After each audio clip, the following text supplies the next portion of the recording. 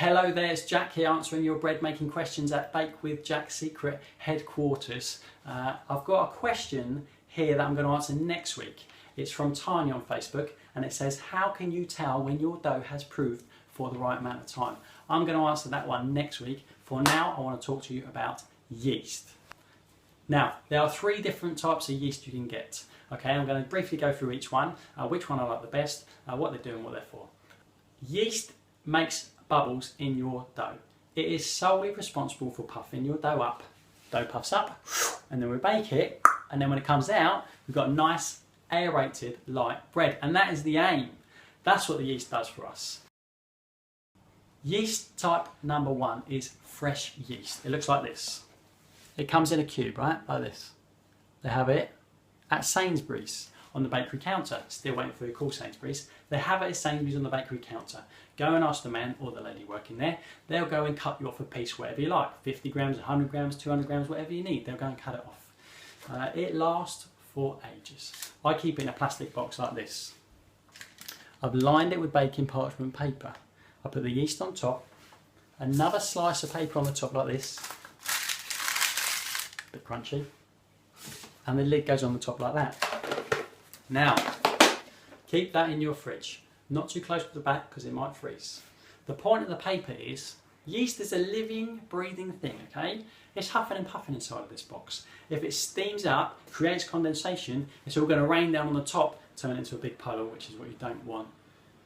Paper will protect it inside of the box and keep it nice. As long as you keep it nicely, keep it in the fridge for 4 weeks, easy. The main thing is with fresh yeast is that it tells you when it's getting older.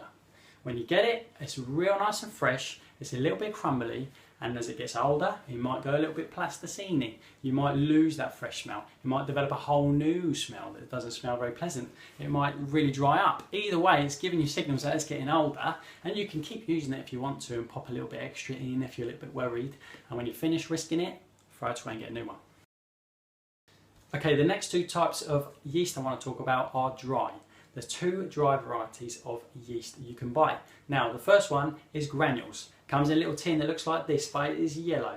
It's little tiny granules, they look like little beads almost, and you must dissolve it in the water before you continue.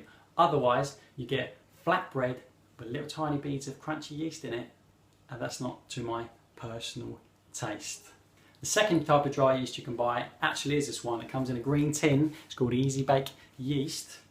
And you can buy it in a tin like this and just take out what you need, or you can buy it like this in a little 7-gram packet. Either way, just put it straight into the flour, no need to dissolve it, put it into the flour and it does its business, whatever it needs to do. Whenever you're using dry yeast, and this applies to both, if the recipe says fresh yeast, always half it for dry. For example, 20 grams of fresh yeast, just use 10 grams of dry, it will be plenty. The issue I have with fresh yeast is it gives you no signals. There's no clue whether it's getting old or not, okay? If you have a tin like this and start using it out of it, you've opened it up, it will last for a certain amount of time. I don't know what it says on the back here. 4 months. It will stop working. There will be a point where it stops working, but it won't give you any signals. It will look the same, it will smell the same. The only signal it'll give you is when your bread doesn't rise, and now it's time to make tortilla wraps. I always use fresh yeast because I like it. I'll shop at Sainsbury's anyway, so I can pick it up every week if I need to, and if I don't, I just keep it in the fridge and it keeps really nice anyway. It almost makes the dry one a little bit redundant for me. I hope you've enjoyed listening to me yakking on about the different types of yeast. If you did, click like, click subscribe and you won't miss a thing. Next week I'm going to answer Tanya's question about when your dough has proved enough to be able to bake it.